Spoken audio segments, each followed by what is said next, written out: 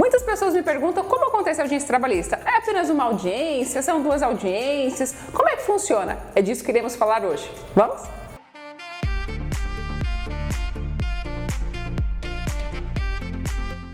A regra na Justiça do Trabalho é que a audiência seja una. E o que isso significa? Significa que todos os atos acontecem em uma única audiência.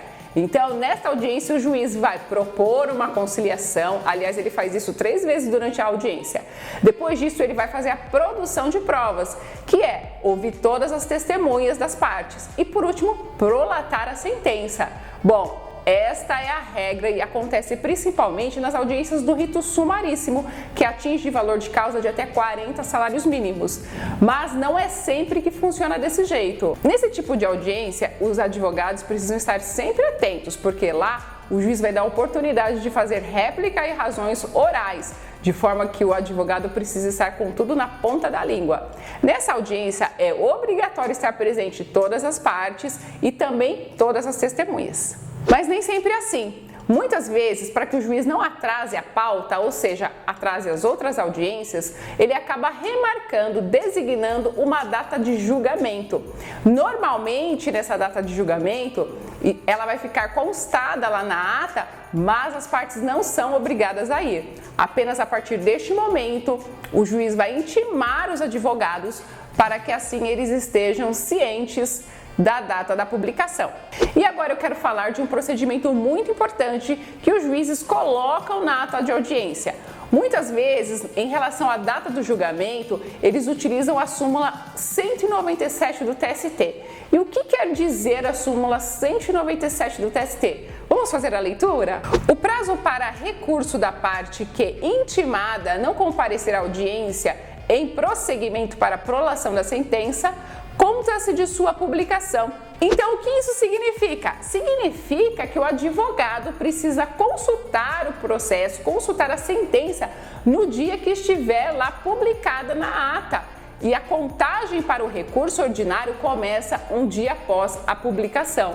Vocês entenderam qual é a jogada aí? Muitas vezes, se o advogado não presta atenção que a data da publicação da sentença está pela súmula 197 do TST, ele perde o prazo de recurso, porque ele fica esperando o juiz, o tribunal, intimá-lo para assim começar o prazo. Então, preste atenção em relação à súmula 197 do TST.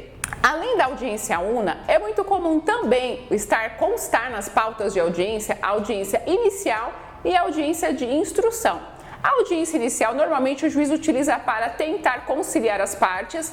Nessa audiência não é necessário levar as testemunhas, somente as partes são obrigadas a comparecer. Ou ainda assim, nas audiências iniciais, acontece também a marcação de perícia. Inclusive, vamos falar dessa questão de audiência de perícia um pouquinho mais para frente. Também temos a audiência de instrução. Nessa audiência é obrigatório que todas as partes estejam presentes, principalmente as testemunhas. Audiência de instrução significa audiência de oitiva de testemunha, onde serão ouvidas as testemunhas das partes. Voltando então a falar da audiência inicial para a marcação de perícia.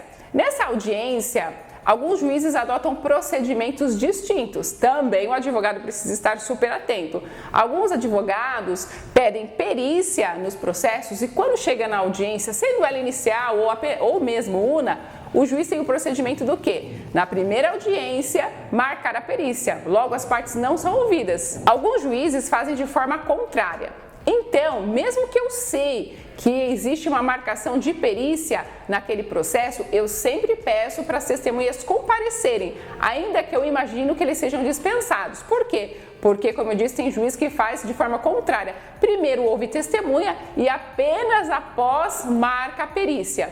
Isso por quê? Porque depois da reforma trabalhista, com o Instituto da Sucumbência, toda vez que o reclamante vai pedir uma perícia e perde, ele sucumbe, portanto, ele que paga perito, além dos honorários advocatícios de sucumbência.